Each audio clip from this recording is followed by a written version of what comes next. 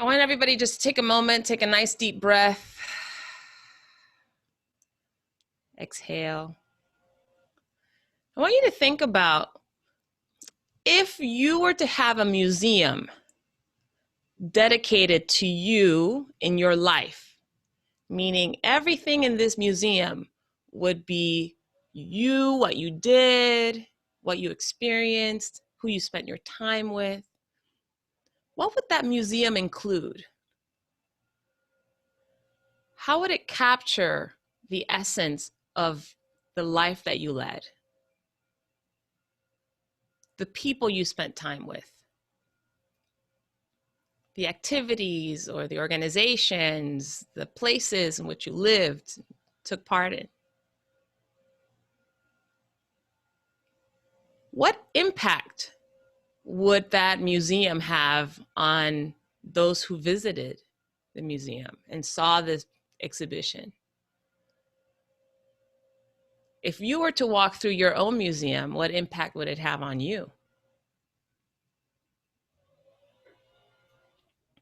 So you start to think about your legacy, start to think about what success or what experiences you've had and what impact they've had on your life.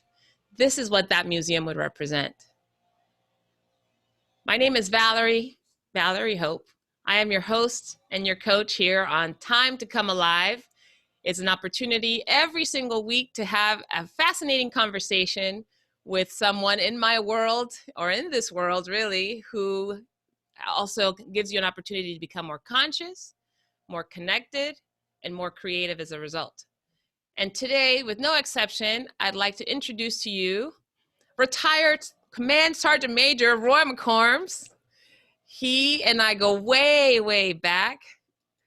I call him Padrino primarily because when I was 15 years old, my family had the fortune of being in the same military base. We were all stationed in the same base. I met his family because they were also from Panama. He's also from Panama. And it turns out that we were linked because his wife was friends with one of my aunts.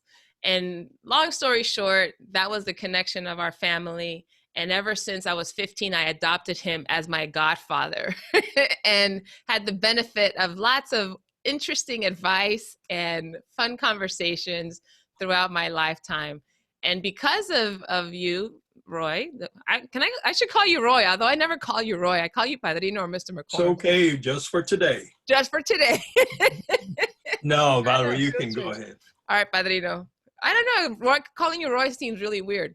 But one of the things that I really appreciate was how you always had time. And I think at that time in my life, there's, teenagers always looking for mentors, although we don't really think we need them, or we always act like we don't want them. But somehow, whenever I was hanging out with you guys, you always made time for some of my silly questions about school or about dating or about anything really. And your whole family was involved. Your wife was my youth group leader for my church for a while. Your daughter did my makeup for prom. So we're very intimately connected, our families. So welcome to Time to Come Alive. Hello. Hello. Is there anything that you'd like for us to know about you? My life has been very interesting over the years, from birth until now. I'm almost 78 years old, and it has been very interesting, primarily because of the 30 years I spent in the military, in the U.S. Army. And that took a sharp turn when I was drafted, primarily because it relocated me from Panama to the United States, a place that I've never been prior to joining the military. By the way, I was drafted in Panama. I'm an American citizen born and raised in a foreign country, Panama. So due to circumstances, we remained in Panama, and we grew up with our grandparent.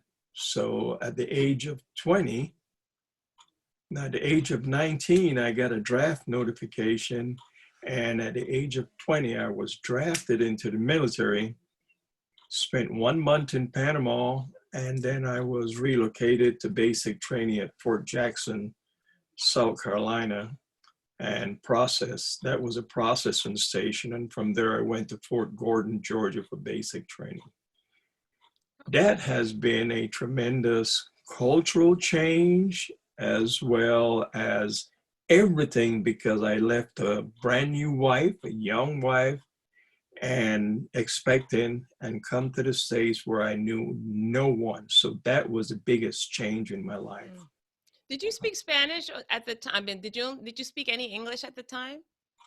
Not very well.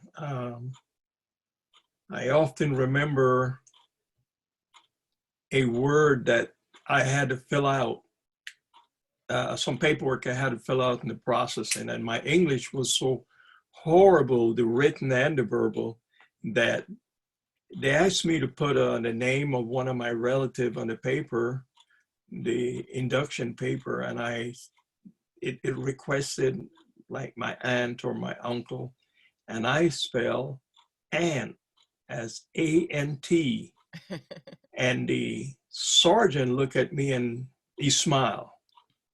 So from right there and then, I knew that I had a little bit of problem with the English in the written form. So yes, I speak Spanish. I spoke Spanish all my life until that point. And then the English had to kick in for me to be successful. And you said you were drafted. So what time was this during the Vietnam War time? What year was this? I was drafted in 1963. However, during the Cuban crisis, I tried to join the military, and they chased me out of there. They said, look, we are going to war, and you must come back. So since the Cuban situation was abated, then my next choice was wait a couple of years or a year or so, and then I was drafted. They didn't call me. I volunteered for the draft. Okay. As soon as I get my card and I took all my tests and everything, I went and I volunteered. But you wanted to join the military earlier. It just, they didn't necessarily want. So what was it that was driving you to join in the first place? Why? Again, due to circumstances, my youth, things had changed, and my grandmother was very, very sick. She had a stroke, and we were on our own. My twin brother and I, we were mostly on our own. So it was a way that I could find to get out of that situation and be on my own. And like I said, knowing that I was in love and get married and everything, it was imperative I find another job. Keep in mind that my salary at the time was only $18.75 per week. Wow. $18, and that was a top pay at that time, working at a car dealership in Panama. So I had to be conscious, being a father, and I had to make some changes, and that's what I did. You provide for the family. But the military, out of all the things that you could have chosen to continue to provide for your family, what was it about the Army? Well, one thing about the Army, I had seen a lot of the soldiers in the Canal Zone, and they were very physically fit. They looked good. They were sharp. They carried themselves real good as far as I could see. And in looking at them and looking at my peer, I said, I'd rather be that. Wow. And then knowing that I could join, I took the opportunity. Always wanted to excel. And I believe that being in uniform was a way to excel. So it was the fact that they looked sharp, that they were physically fit, all of that drew your attention into the military. Yes. Now, did you know anyone that had been in the military? So besides what you saw, was there anyone else that told you, hey, this is a great path for you, this is a place where you can achieve your goals? No. No. However, my aunts and cousin, they had friends because they live in the Canal Zone. My cousins, they had friends that were in the military, but we never got involved in a deep conversation as to the military and all of the things that you do. I had negative knowledge about it, no knowledge about basic, advanced training, and then the life of a soldier. I didn't, but it wasn't important because I believe I could do all of those things just given the opportunity. And given the opportunity, I took advantage of it because I stayed in for 30 years. And when you think about, there's some courage in you that decided to do something, not knowing much about it at all, other than what you'd seen. You saw the kind of the outcome of being in the military. What was it inside you that was such a drive? Like, where does that come from? The drive was to take care of my family, find a better way to take care of my wife and my child to be. That was the main drive. That what was not provided to me, I wanted to make sure that my wife and children were provided with those things. And one of them was an education. That was one of the main things. What do you mean? I didn't have the opportunity to get a complete education, but I wanted them at least to have the opportunity to finish high school. Mm-hmm. That was the beginning. So the family was number one, and that was really the driving force behind. Absolutely. Yeah. So let's say, so you've been accepted, you're in the military. What were some things about that experience after those 30 years that most impacted you or influenced you? Some of the things in the military the number one thing in the military that I enjoy was the discipline. I didn't know that I was that disciplined or wanted that discipline because I wasn't a bad kid. The problem was that I didn't have a structure. The military provided that structure immediately upon arriving in basic training, and they're telling you what to do. And then from there, you develop your style of leadership that lasted me towards the 30 years. What is your style? What was that style of leadership that you developed? Well, I didn't know that I had a style, but it seems that I had a style, and one of them was to listen. Regardless to whatever the situation is and whatever happening, I had to listen first to what the other person was saying. The other people around, which in those days are called soldiers. Mm-hmm. And I believe that was my main goal, was to listen to what is said. And if I didn't understand, ask. Ask. Don't take a step until I ask. Or if I take that step, make sure and ask before I continue. And that was the first thing, the discipline, and listen to what people are saying. Listen very good to instructions. As it is, I end up in Army aviation, the helicopter business, and that was one of the things that I make sure the soldiers understood, was that before you do anything in that helicopter that would cause it to crash, ask. There's a lot of resources around. So just ask. And from there, now you asked me about my leadership style. My leadership style was, I think I was more harder than myself. Very, very hard. In other words, my uniform got to be impeccable. My haircut, I have to have spit shine boots. I have to look and feel and be knowledgeable first before I could ask anyone to do what I want them to do. So being kind of the role model, you wanted to be. Absolutely. Is that why you always ironed your jeans? Yes, ma'am. That was such an odd, like, who irons your jeans? Why? Now I know. Uh, it's embedded. Jeans and shirts, they have to have starch in them. Wow. Impressive. Again, those are the things that I saw in a military life. They pay attention to detail. Mm-hmm. And I was an MP for the first 2 years, so I had to be very, very look good. You know, I have to look good. Military police. Okay. Yes, Well, ma'am. I want to go back to the listening. You said that was something that came out of discovering your leadership style. Yeah. How did you discover that was so important, and why did you decide that was the way that you wanted to lead? Very important. One of the reasons is that because I spoke Spanish, I always had this idea when I arrived in basic, people didn't understand what I was saying because I certainly did not understand what they were saying.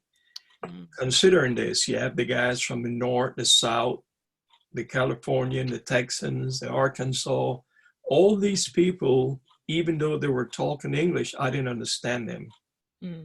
So I was forced to listen to the instruction from all of these people. If it was given in Spanish, no problem. But because the instructions were in English, and I hear somebody from the South says something, and the guys from Washington State or California State says the same thing, but to me, it didn't sound the same way. Then I was forced to listen and listen clearly and ask questions to make sure that I understand the instructions. The language barrier causes me to listen more. But that was one of the things I think I even experienced when you guys, when I spent time with you all, is you do listen a lot. And you will say things like, you use this word. You're like, you are very detailed in your listening. So I have to be careful what I say. But I remember that it was always intent, right? Your intent was always to understand, and you would ask questions. At what point did it become that style of leadership versus just making sure that you didn't misunderstand something? Because you mentioned the language barrier, but then it seems like it transitioned into just a way to connect or to better engage people. Like, at what point did that shift? I don't think it ever shifted.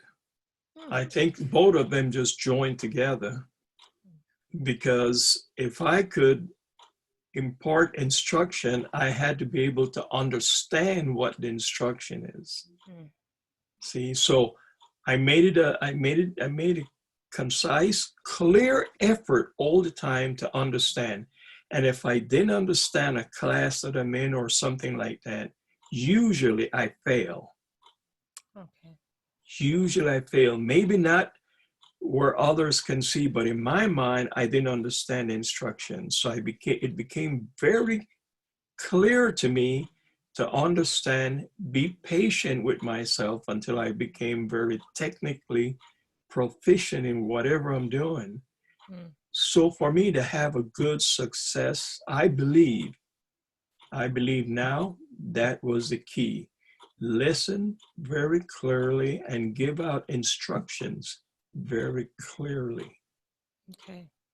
So even in my conversation to you, it was like I'm listening to words that I've never heard before, and that was a lot of them. And I still do that. I'll be talking to someone and they say something. I say, well, what does that mean? Even though I have an understanding because of the sentence, but I wanted to be sure I understood what was said. That's fascinating. So I want to switch gears a little bit here. You talk about the military really gave you the jump off point, right? Jumping off point for to provide for your family. It sounds like for you to get that structure that you needed in order to fulfill certain goals in your life, and then also develop this leadership style.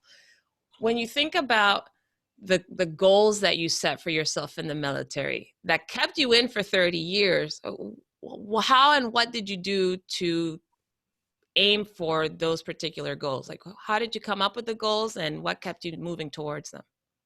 Well, I didn't have a lofty idea what I really want to do in the military. I know I went from one rank to the other. I really never projected myself too far ahead. Now, as I went from the middle grade in the rank structure of the military, then I realized I may have the potential to go to the next position, not the rank, the next position. So I would work and listen and follow the guidance of the people over me. And then later on, I always, from that era, from I guess after my 10th year in the service, I wanted to be a first sergeant. That's all I ever wanted to be, a first sergeant. I didn't care about sergeant major, command sergeant major, none of that stuff meant anything.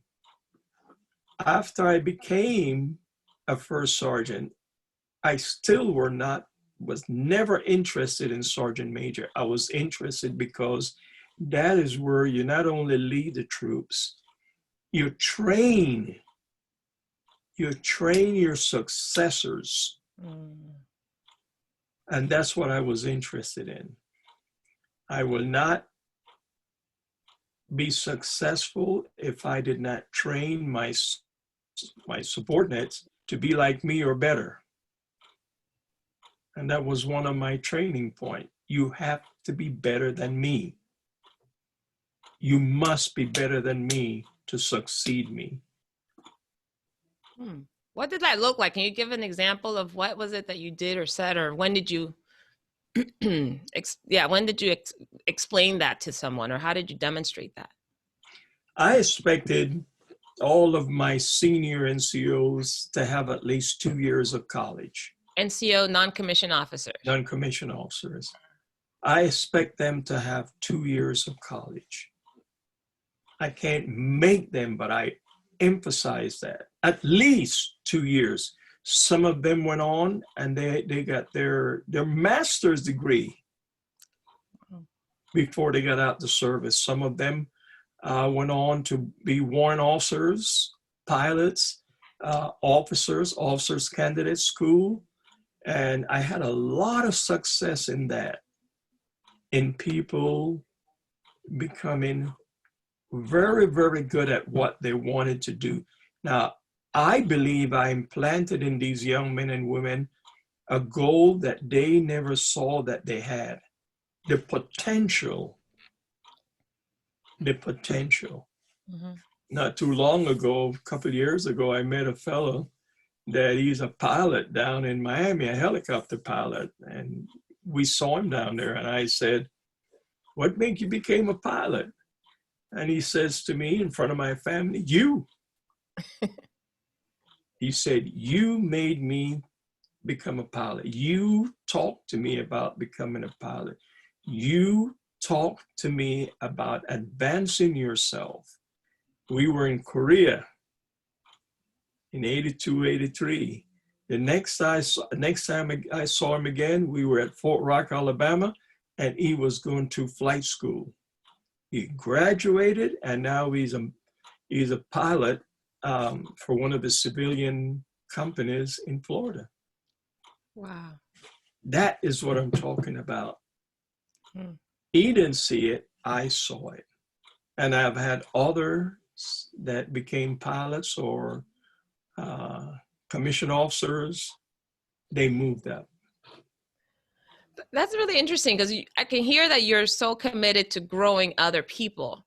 Yes. But it sounds like you're not necessarily interested in them growing for your sake, but for their own sake. And better than me. They must do a lot better than what I've accomplished, which was very good. Yeah. They had to be way over that because they had the intelligence, they had the preparation. All they need someone to do is kick them in the butt to make sure they get there. And I was good at that too. I could motivate that way too. Not physically. The kicking in the butt part. Yeah. Tell us, what did you look for? How do you know someone's potential? one of the things that I was always interested is they always want to ask me question. They know that I was born and raised in Panama. They wanted to know a little bit about me. And during that conversation, you know, they had that gleam in their eyes like they want to be better, but no one had ever talked to them about how do you get from point A to point B? Well, I was that link with those people that I had influence over. Did all of them succeed? Of course not. Some of them fell by the wayside because of drugs and all the thing. But that was a cultural thing during those days. But those that stuck with the program, successful. As a matter of fact, I became an arm instructor in the junior ROTC after I left the military. And I tell you, I'm so proud of those kids. I have lawyers, PhDs. I mean, a lot of them is soldiers. I have one young man will be taking over a battalion in June. These are success stories that have not been told now that I'm telling you. But hey, I'm so grateful for the opportunity to work with these kids and see that they succeeded. And they have. Yeah, that's exciting. I mean, I still get email and all the time, you know, they're doing such and such, and, you know, they're doing great. They have 2 kids, they have a new car, they have a new truck, all of that. What was it about moving people forward and having them exceed what you've accomplished? Why was that important to you? Maybe because I didn't have that motivation. There wasn't no one around to motivate me to be, well, not only motivate me, but to provide the resources. You know, like when I was 15, 16, 17, there was no one around in my brother, Ray, and my life. None of them to motivate. Everybody was doing their own thing. We were like 2 lost peas in the ground that would never flourish. And then all of a sudden, you know, things happen. So what I saw in them and why is the result of what I was lacking during those years of growing. So let's talk about your brother, Ray, your twin. What was he like? And how are you guys similar or different? Ray and I were alike in a lot of stuff, a lot of things. Ray and I was, you know, Ray was my inspiration. Ray will see things that I didn't see in myself. He will always say, Roy, you're going to be here at this point. I never saw it. He knew I was going to be a first sergeant in the military long before I accepted that idea that I wanted to be a first sergeant. Although he didn't know what all of it entailed, but he knows it was way up there. Ray was my motivator. Even though he did not join the military with me, he was my motivator in a lot of things. When I wanted to talk or the need to talk to somebody that would understand, Ray was there. You know, there are things you don't want to tell your wife sometime, you know, and children. Well, Ray was there and he would listen and he would say, well, Roy, you know, give it time. It will happen. So with his loss a couple of years ago, you know, it was a low point, but I'm hanging in there good. Yeah. You know. You guys you're identical, right?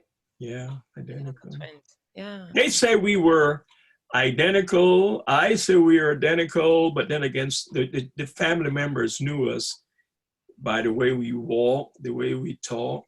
You know, they didn't even think about it, but yeah, in many ways we were identical.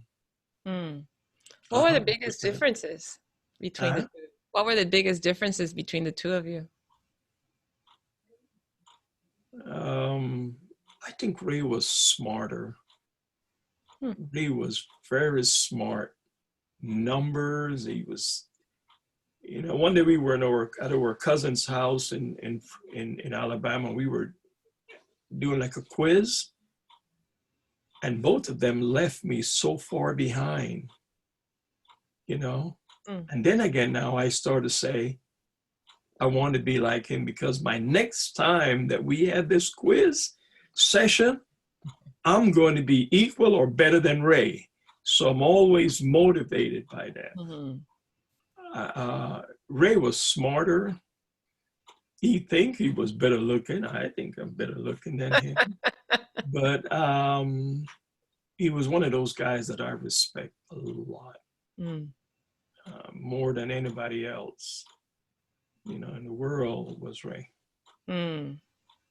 Sounds like the two of you really raised each other.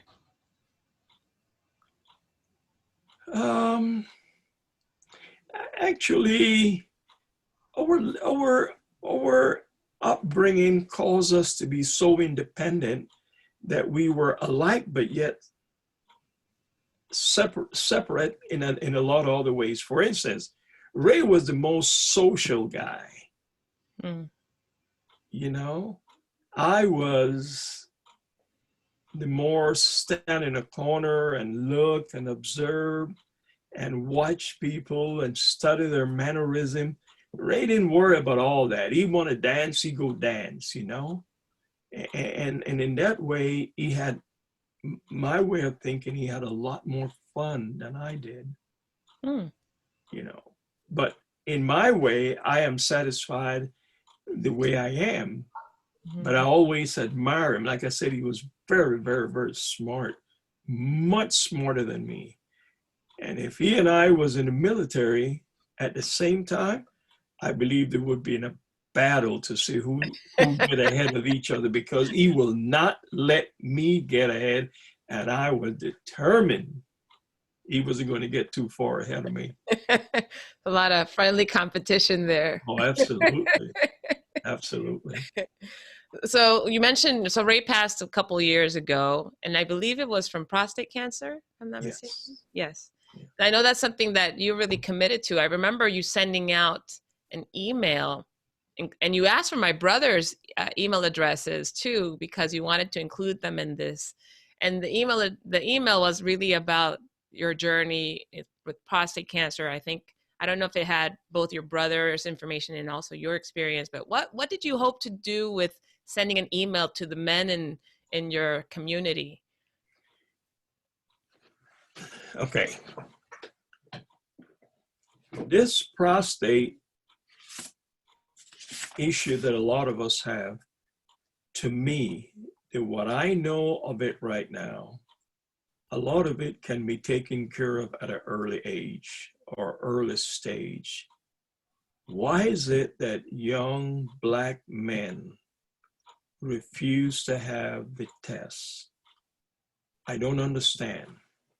I don't understand why they have to suffer in their older, because most of us, after we pass the age of 50, 60, we are somewhere or the other going to have some prostate issues.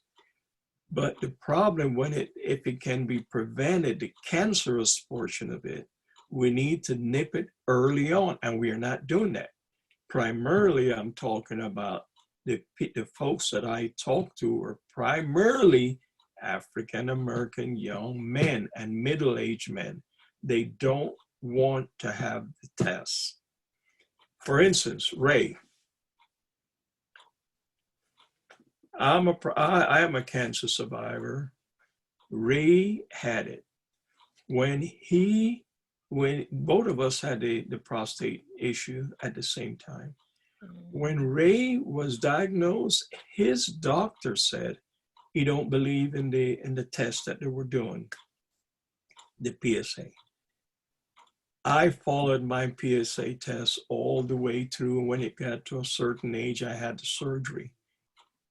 When Ray checked when he finally had a doctor, a provider that says, yeah, we're going to check your PSA. His numbers were 28. 28. When I had my surgery, mine was like 5 or 6. Oh, wow. So, of course, his own was spreading crazy throughout his body. And because of that, you know, it spread through the lymph nodes, his spine. He had a lot of issues with it, and he suffered.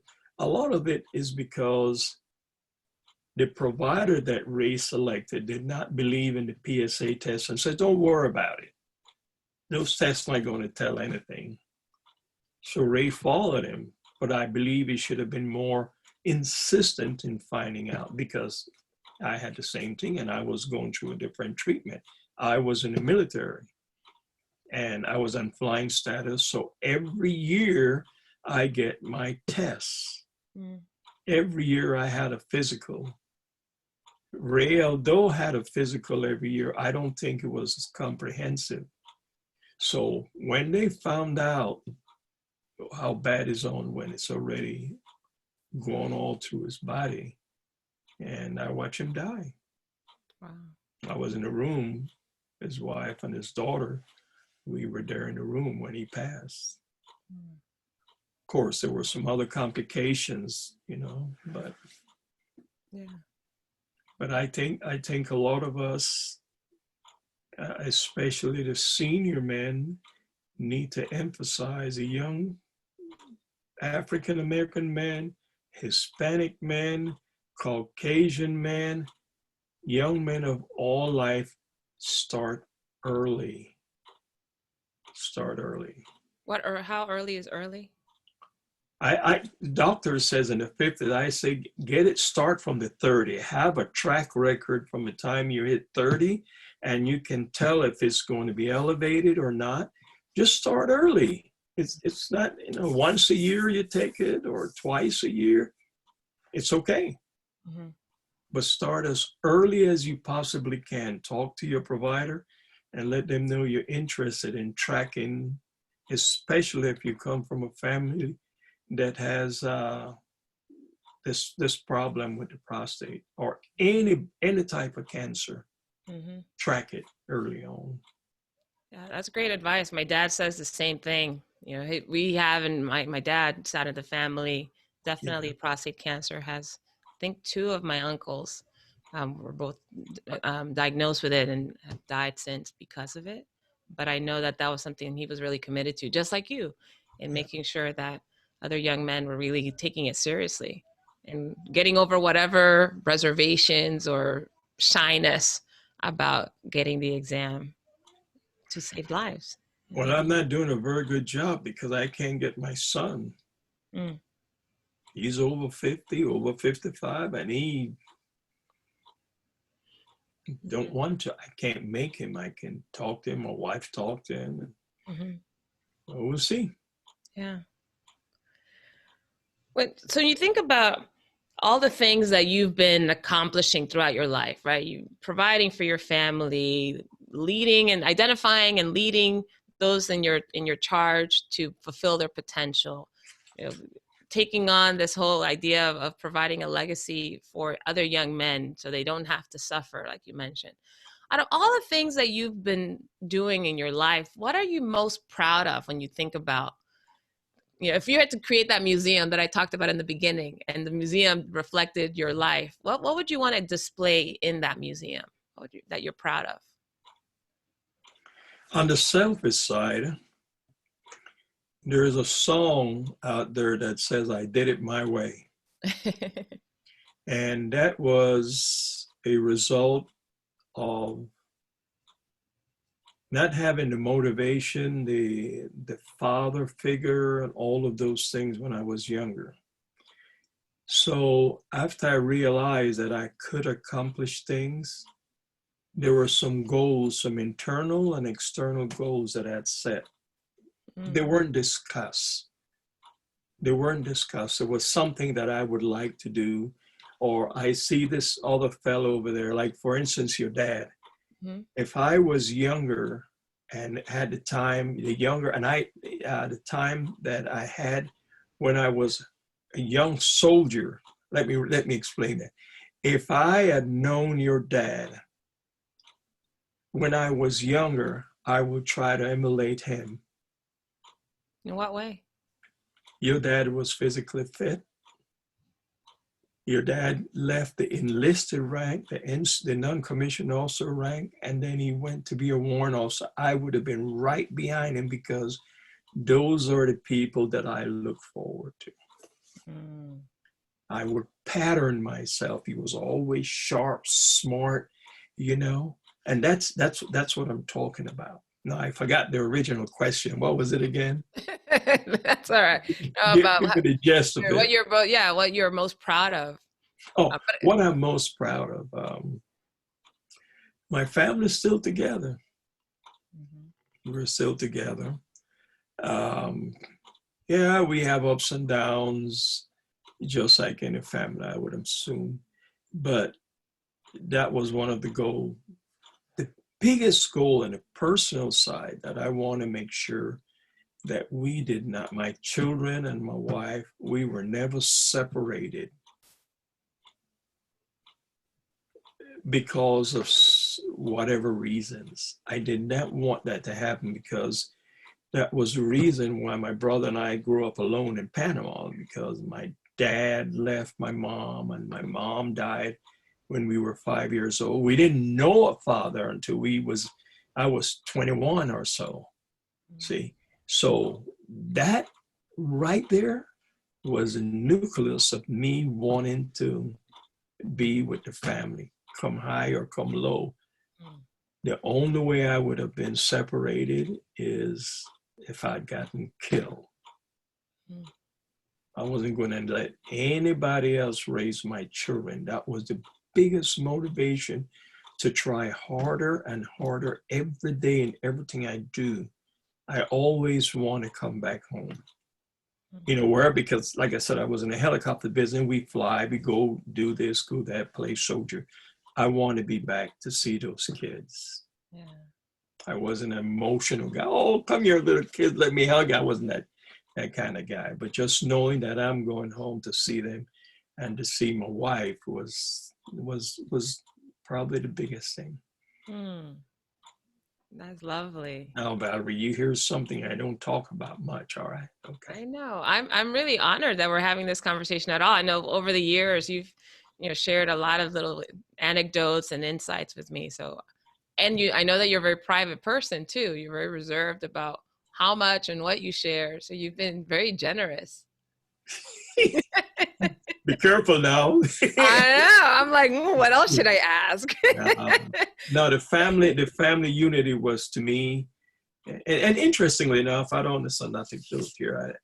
I remember when I was in Vietnam the first time, this other sergeant named McPherson, he and I made a pact. He was an older guy than me, and I said, if anything ever happened to me, you take me back home and make sure my wife and children have everything they need.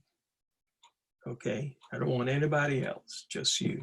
And he returned. He said to me, well, Mac, I want you to do the same thing for me. We were both Macs. I called him Mac and he called me Mac. He says, yeah, I want you to take care of my family, and you, if anything happened to me, make sure I get back home and make sure my wife, he didn't have any children. I don't know if they were grown or not, but he never talked about them. But he said, make sure my wife is situated, like the home, the insurance, and all of that. Those are the kind of things that kept me going over the years as a family. Like really looking out for them.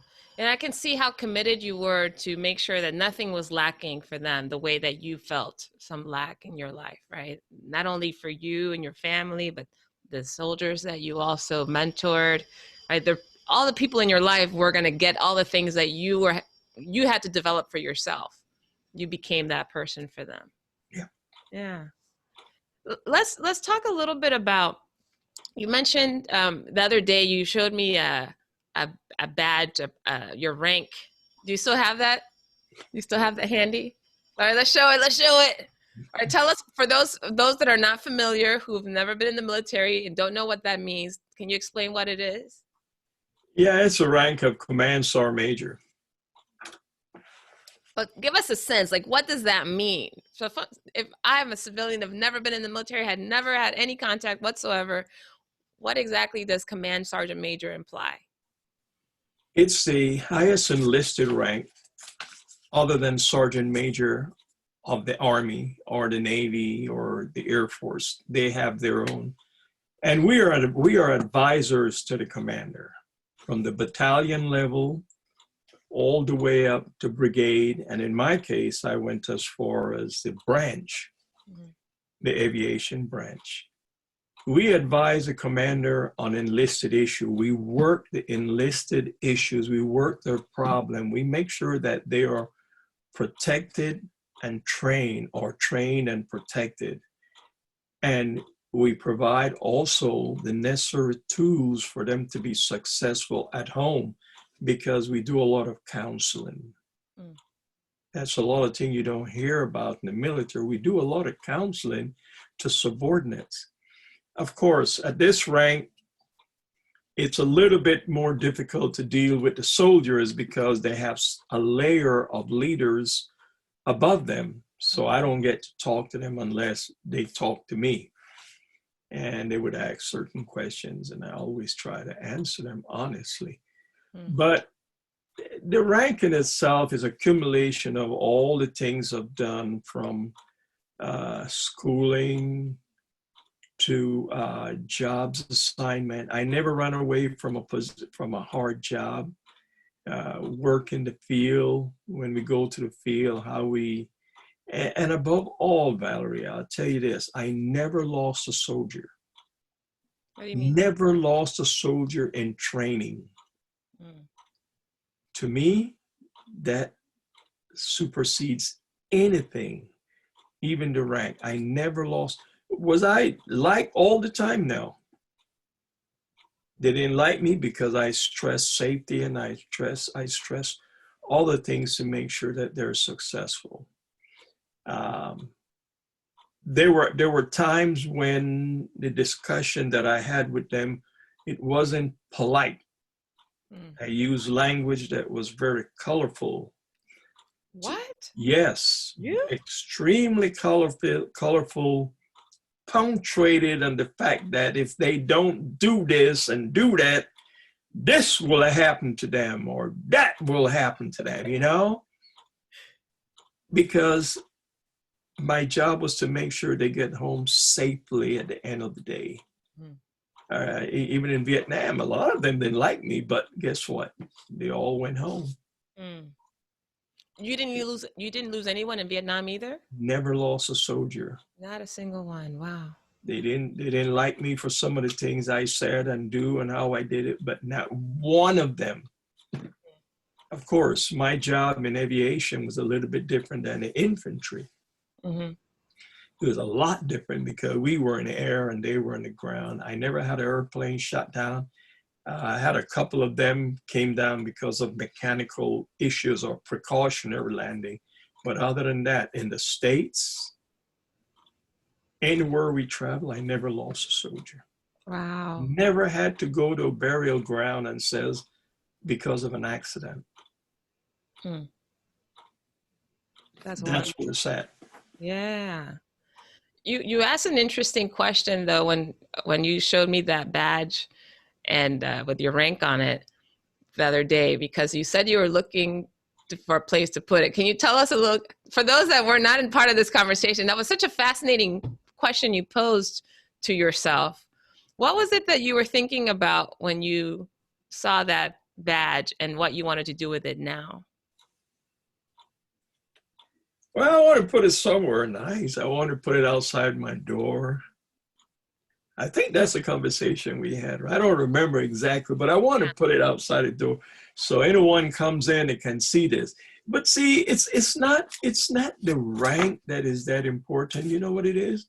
It's to show if there's a little boy comes in right now, 8, 9, 12, 18, and he said, "What's that?" I can says, "That's hard work." it doesn't come easy. You have to put the time in, you have to get the education.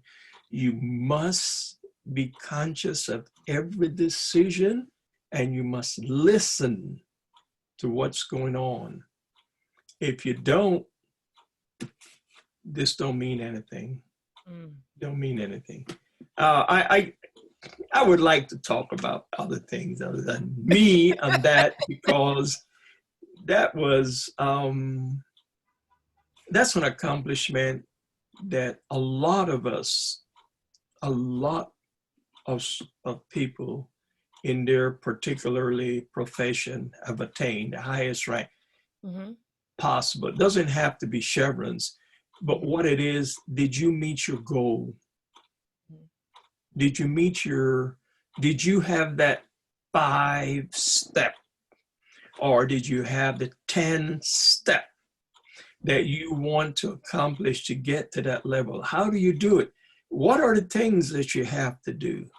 All right, some people may say you have to go to college. I don't necessarily agree with that, because there are different technical schools can afford that to you. Do you have to be married? You don't have to be married to be successful, but it's good to carry your name on. And on you could. I've heard people say, I want to be a millionaire at I think you said that once too. Yeah. I want to be a millionaire before I get to the age of 40. Well, that's not, that part didn't happen, but we're still working on it. I got time. Yeah. But the thing is that you have a goal. You have a goal. Okay, here it is. I want to be a millionaire at 40. And here it is. I don't know what I want to do at age 40. What is the difference? You're going to be a failure over here because you don't have no goals. You don't have nothing other than just walk around trying to find yourself, while you over here is working hard. And at 40, you may not be having $1 million, but you may have 900,999. You see? So that goal is almost there. This person over here perpetually lost because he never wanted to listen. He or she never wanted to follow instruction. They don't want to be productive to society. They don't want to do nothing other than complain about how bad the system is. And you and I also talked about this idea of having a vision, which I think is what you're really pointing to, is that someone that has a vision, even if it's not met per se at the specific point that they want to meet, will give them a path to walk towards, where somebody without a vision will likely not move very far, if at all. That's true.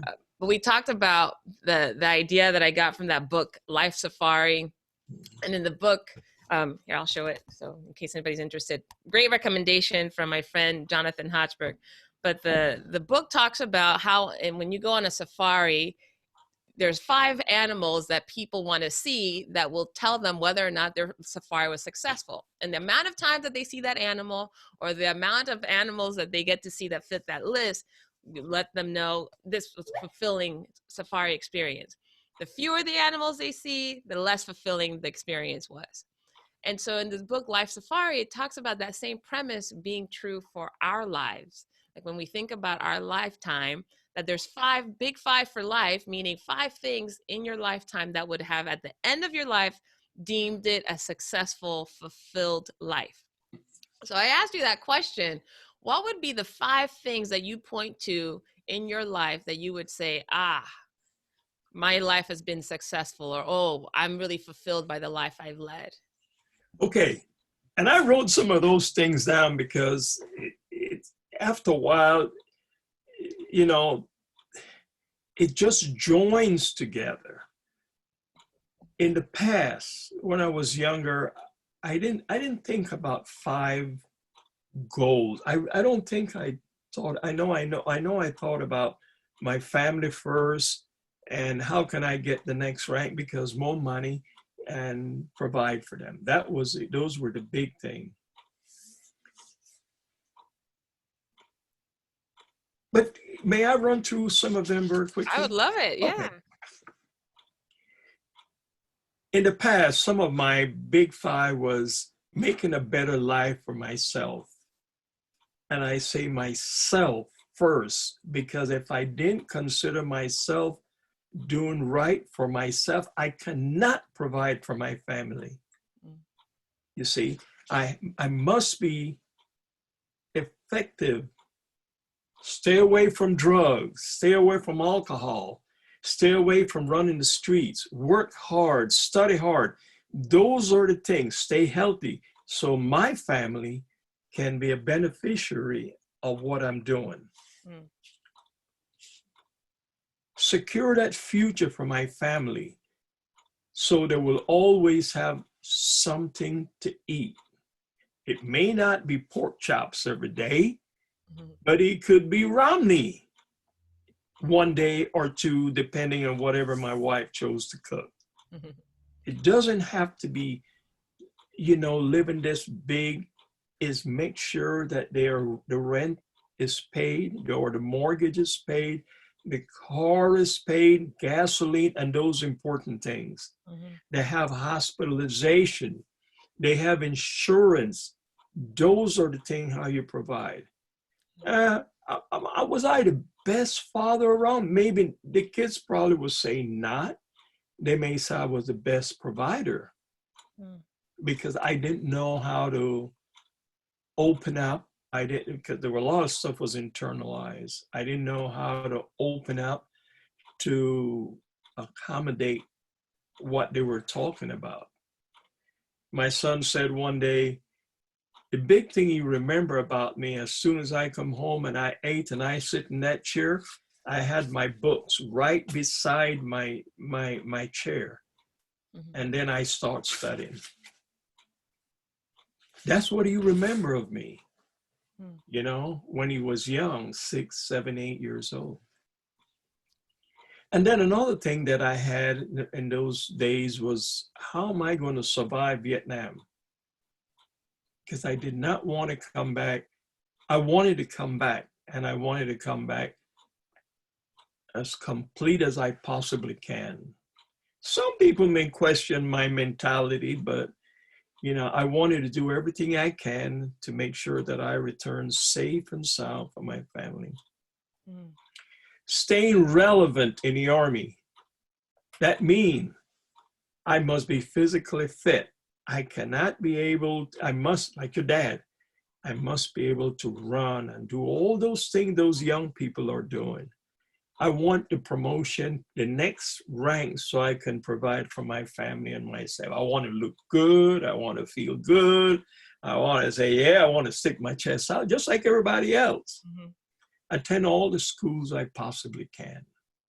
The schools? The schools, all the military schools, civilian schools, and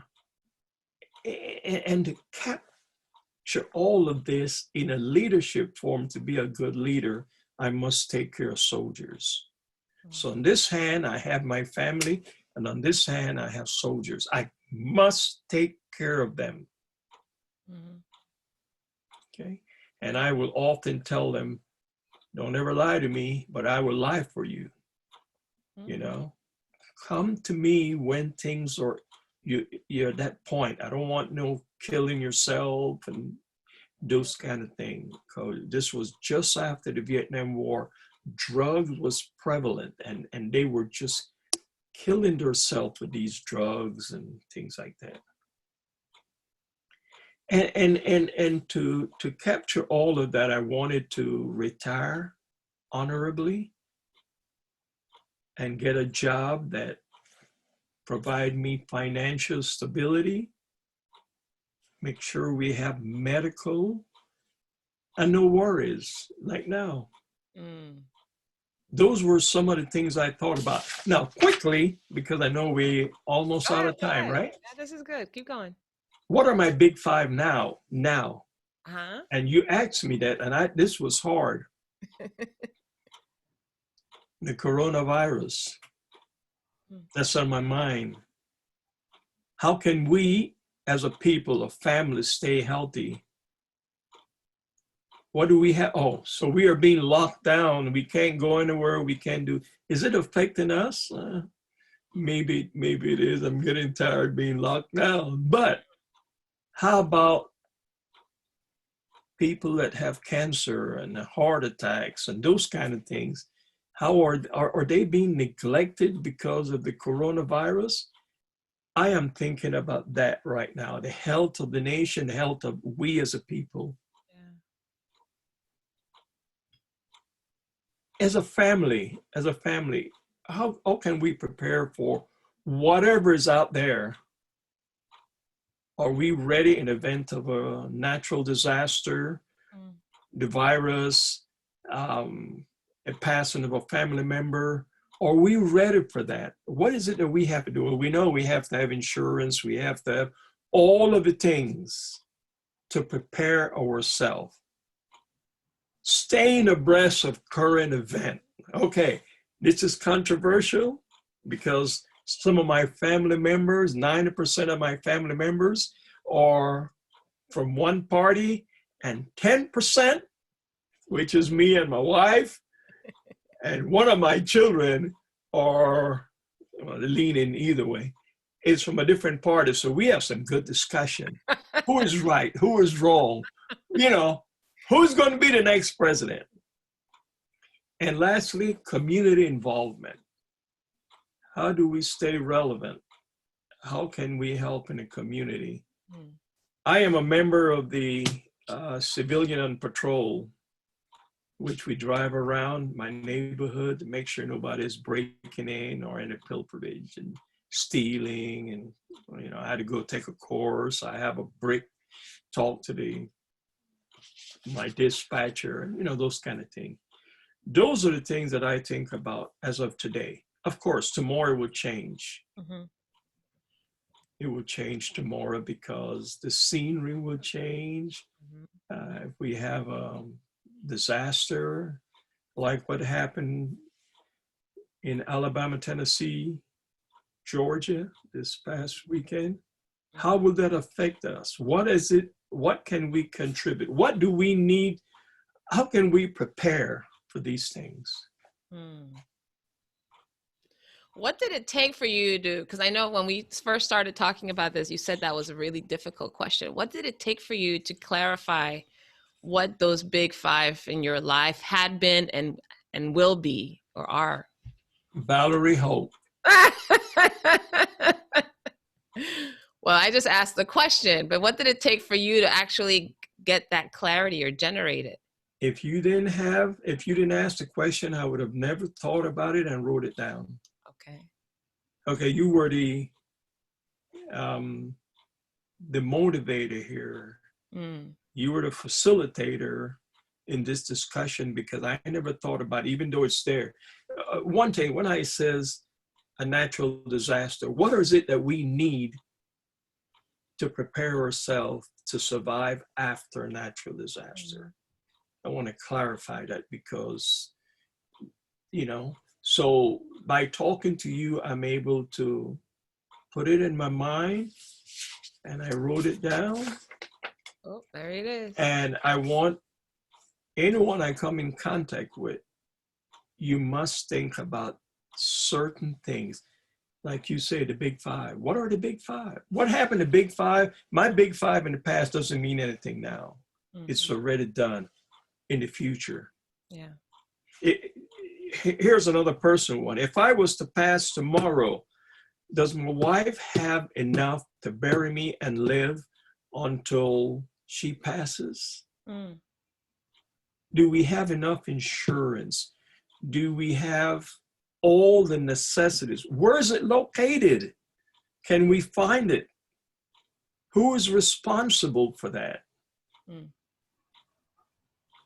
And the other one with the health. Hey guys, I don't care how old you are, make sure your prostate is being checked because that will sneak up on you and bite you. Go get it checked. All right. wisdom, dropped some wisdom. And I don't know about wisdom. It's just yeah. real hard knowledge of hard knocks that Well, I've the learned over the 78 years will years. do that to you. Yeah, and but those are things that are very, now that you mention it, that I thought about deeply. And there are some others, but these are the key, the big five. Yeah. I mean, it's kind of, it's clear, it's really consistent that throughout your life, really taking care of yourself and then taking care of others in your charge has always been a driving force for you. Always. And even hearing some of the big five that you have now, thinking about your family and how will they be able to survive anything that happens, whether that's health related, whether something happens to you, whether, you know, whether that's financial or health, that focus has always been on making sure that those around you are taken care of. Now, it would have been great to have been, I'm clearly not in the military, was not interested really in being in the military, but for you to be the leader in any group, I could see the amount of care and safety and concern that you have for those around you. They're really lucky people. But I do feel that I've been part of that tribe. I've A benefited for long the last time. 30 years. I know. I'm like, I keep tapping into that source. So first of all, thank you so much. I'm honored really that you chose this program, this opportunity to share some things about yourself that you don't talk about very often in public. And then also that you've taken me under your wing for so many years to teach, to share, to guide. So We have had some good laugh now about a lot of things now. we have. I know. I have to be like, okay, hang on, behave. No, but I so appreciate you. I really, really do love this conversation. Love the fact that you and your family have been, you know, like I said, I adopted you guys as my God family years and years ago. And you didn't have a choice, really. I just declared it. I declared it. And then You remember what I asked you the other day? Did I baptize you? oh, you did. I thought for sure I baptized you years ago, but I didn't remember. That means I did a good job. Sure did. No, your family has been absolutely instrumental in so much of my success too. Being here in Dallas was because of you guys too. You know, the fact that you have still modeled and guided the way. 107, 90 days. 90 days. I was given, just to give some context, when I first moved to Dallas, it was because you and your wife said, hey, this might be a great opportunity for you. You're bilingual. There's big cities, good opportunities for work. So I came out here and you all took me in and I spent 90 days. No, 89. 89 days in your home. And it probably would have gone longer, but I was keenly reminded as we got close to that mark that, you know, that 90-day mark is coming up, which I had no clue that was a thing, but apparently it was, because I was really comfortable. I had my car, I had a new job. I was just chilling.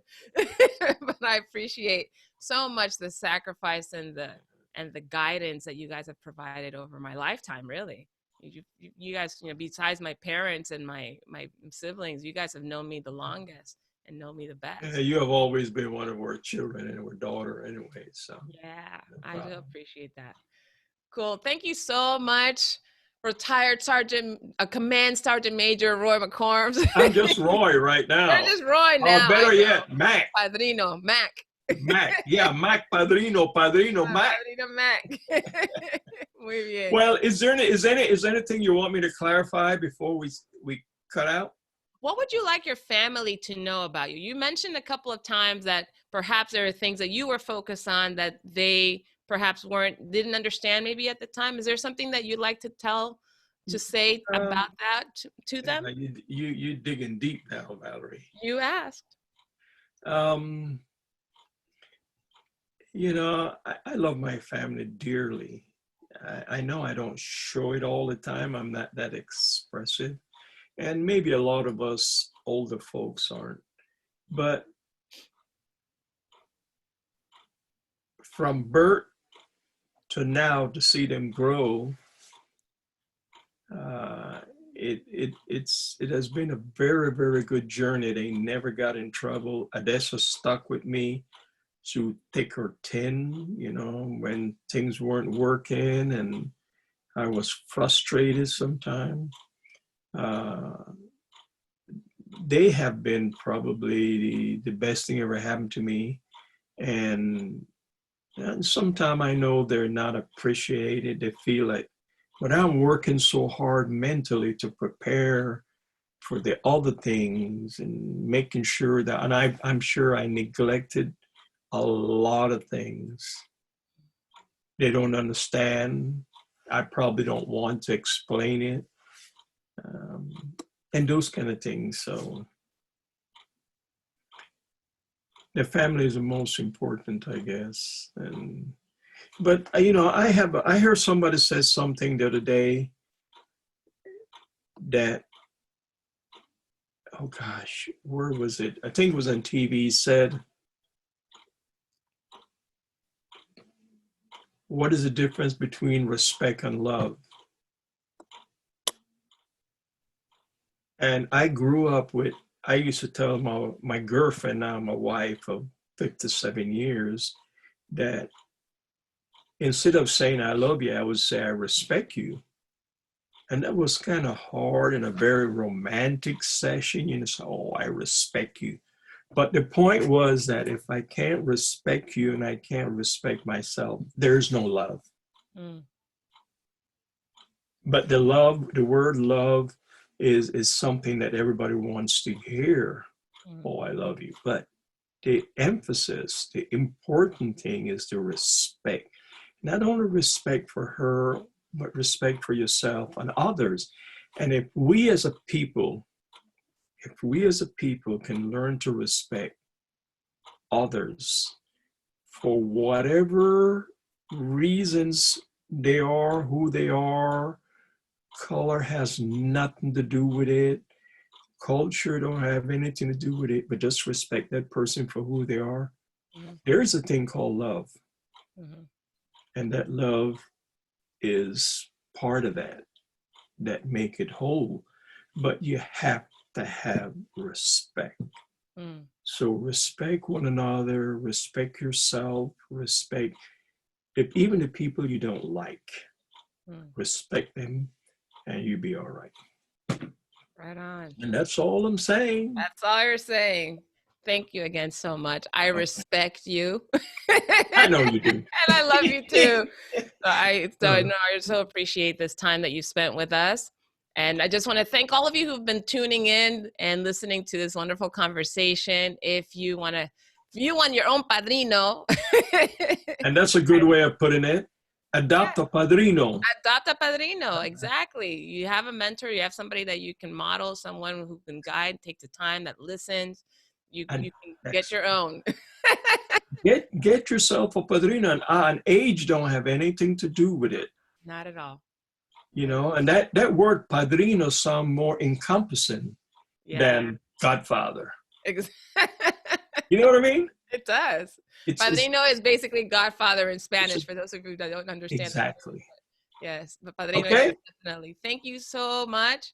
And I want to tell the rest of you, please tune in next week. We have another conversation that will bring connection and consciousness as well as creativity to your life. Thank you for tuning in, everybody. Have a wonderful rest of the day. All right. Thank you.